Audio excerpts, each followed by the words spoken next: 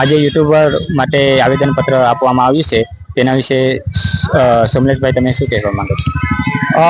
આજે ખરેખર જોવા જઈએ તો જે ઐતિહાસિક જે ડાંગ દરબાર જો લોકમેળો જે વર્ષોથી આદિવાસીની પરંપરાગત ઉજવણી થાય છે અને 5 રાજ્યોનું સન્માન કરવામાં આવે છે, જેમાં ડાંગની જનતા 311 ગામની નહીં પણ જુદા જુદા જિલ્લાઓ રાજ્યોમાંથી બહારમાંથી અહીંયા ડાંગ જિલ્લામાં જે ઐતિહાસિક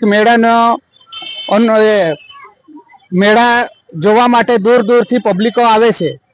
પરંતુ આ વર્ષે એક જરાક નારાજ કરે એવી બાબત એ છે કે આપણા જે ડાંગના કલાકૃતિ છે, જેમ કે માદળ છે, જેમ કે જે કાહડ છે, કે પછી જે બી વેશભૂષા છે ડાંગ જિલ્લામાં જે આપણે ઐતિહાસિક જે કલાકૃતિ છે કે યુટ્યુબરો છે તે મનોરંજન કરે છે, કરતા હોય છે અને કરતા આવ્યા છે.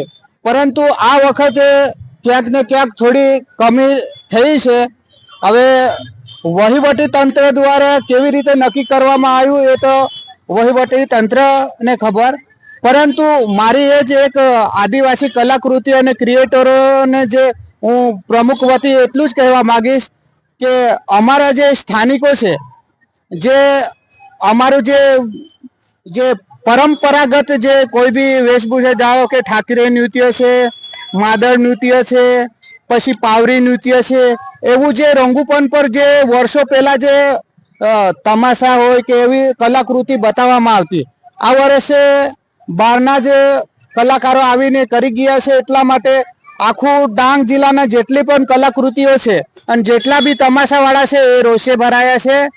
અને આજે યુટ્યુબર જેટલા યુટ્યુબ વાળા હતા એ લોકોએ આવેદનપત્ર પણ આપ્યું છે અને ટૂંક સમયમાં અમે આના વિશે એક નાની મોટી મીટિંગ કરીશું અને ટૂંક સમયમાં અમે સાપુતારા ચોકડીથી રહીને કલેક્ટરના કચેરી સુધી અમે રેલી કાઢવાના છે.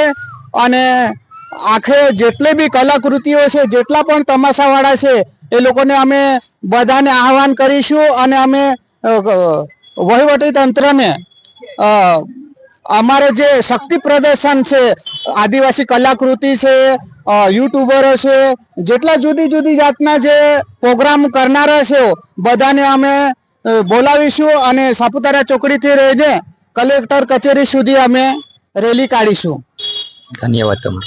તો બધે સાલા જય જોહાર, જય આદિવાસી અને આદિવાસી ક્રિએટર ગ્રુપમાં બધાને સ્વાગત આ. અને આપણે જો કલાકાર છે માટે જો પ્રોગ્રામ નહીં મળે તેને આવેદન અમે દેવલા એસપી કચેરી આહવા આના હામ આ હવામાં ડાંગ દરબારમાં હવાસ તો એ એસપી કચેરીમાં તમે જઈ શકતા હાશ. પોલીસ અધિકારી આહવામાં બધા તો ભેગા હોયેલા હમ અમે તો આહવામાં હવાસ તો તમે અઠઈ શકતા હાશ.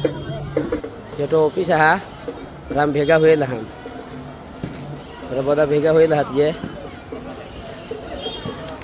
ભાઈ એસ જાંબરે, આજે ડાંગ જિલ્લામાં કેટલાય આદિવાસી કલાકારો છે, એ લોકોને ડાંગ દરબારમાં પ્રાયોરિટી આપવામાં આવતી નથી.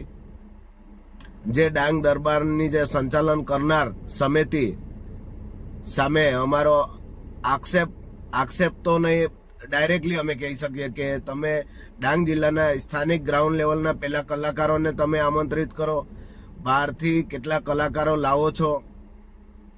આપણા આદિવાસીની સંસ્કૃતિ બચાવવાની છે.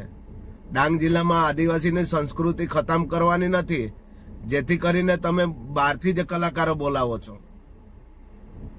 બોલાવો, વાંધો નહીં, પરંતુ પહેલી પ્રાયોરિટી ડાંગના કલાકારોની હોવી જોઈએ. અને આ કલાકારો જે યુટ્યુબર્સ ચલાવે છે, યુટ્યુબર્સના લીધે આજે આદિવાસીઓની સંસ્કૃતિ બહાર દેખાઈ રહી છે. નાની નાની વસ્તુઓ પર જ્યારે કોઈ પણ પોલિટિક્સ હોય, કોઈ પણ સરકારી પ્રોગ્રામ હોય, ત્યારે તમે ગ્રાઉન્ડ લેવલની જે યુટ્યુબર્સ ટીમ હોય એ લોકોને તમે બોલાવીને જાહેરાતો કરાવો છો. અને જ્યારે આવો કોઈ મોટો સરકારી પ્રોગ્રામ આવતો હોય એમાં તમે બહારથી કલાકારો બોલાવો છો. આટલો ભેદભાવ કેમ કરો છો? એ ભેદભાવ આખું બંધ કરાવો અને જે સંચાલન કરે છે એ કાન ખોલીને સાંભળી લે. હવે પછી આવું કોઈ પણ દિવસ થવું નહીં જોઈએ. જો સાપુતારા મહેસૂલ ફેસ્ટિવલ હોય, કોઈ પણ સરકારી પ્રોગ્રામ હોય, એમાં પહેલી પ્રાયોરિટી ડાંગને હોવી જોઈએ. જ્યારે આવી રીતે જો કરવામાં નહીં આવશે તો આવનારા દિવસોને અંદર ઉગ્ર આંદોલનો થશે. તેની તમામે તમામ જવાબદારી સરકારી તંત્રની રહેશે. જય જોહાર, જય આદિવાસી. હું ડાંગ જિલ્લા ભારત આદિવાસી સંવિધાન સેના પ્રમુખ નિલેશભાઈ એસ જાંબરે. મારો પૂરો સમર્થન છે યુટ્યુબર્સને. આ મારો વિડીયો તમને સારું લાગ્યો હોય તો તમે દરેકના ગ્રુપમાં નાખી શકો છો.